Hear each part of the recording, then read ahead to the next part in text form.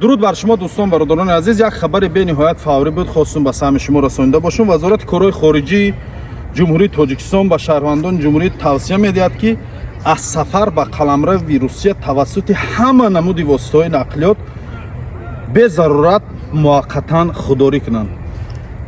ин хабар бародарои азиз дар саҳифаи расмии Вазорати корҳои хориҷии ҷумҳурии Тоҷикистон дар шабакаи иҷтимоии Facebook, дар шабакаи Twitter, дар шабакаи Telegram ва дар шабакаи Instagram Вазорати корҳои хориҷӣ нашр гардид ва аз тамоми тамошобинон хоҳиш мекунем ки бе зарурат муваққатан худдорӣ кунанд ба шаҳрҳои Россия омадан, алахусус бародарое ки дар Тоҷикистон қарор дорем ва мехоҳем ба Россия биёен, худдорӣ кунен я муддат набиёен, зеро дар границаи Орск, границаи Оренбург бениҳоят миқдори зиёди бародарои тоҷики худмон банд мондаган аз рӯзи 26, 25, 26, 27 аллакай сеюм рӯз рафт, сеюм рӯзае ки дар граница банд мондаган ва инчунин дар аэропорти Внуковаи шаҳри Москва бениҳоят миқдори зиёди бародаро дар ҳамунҷа дар гузаргоҳи нейтралӣ, яъне байни сарҳадӣ, гузаргоҳи байни сарҳадӣ ҳамунҷа гӯшнаву ташна 2 рӯз 3 рӯз шуд дар ҳамунҷа хован хулоса банд мондаган, на истидр омада метавонанд, на ӯ суроӣ мекунандшон.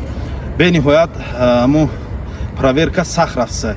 Хоҳиш мекунем худдорӣ кунен ва ин хабарро паҳн кунем ба тамоми бародарои дар Тоҷикистон буда ва он бародарое ки нияти сафар кардан ба Россия доранд, равоншон кунем ки набиёянд ва хучона дар азоб намонанд. Инчунин бародарои азиз, чӣ хабару чиз маълумоте дар ҳамин бора дастрас шуд, пайдо шуд дар шабакаи Телеграми худмон мегзаронем. Телеграм он номаш Исмоил Тоҷикай.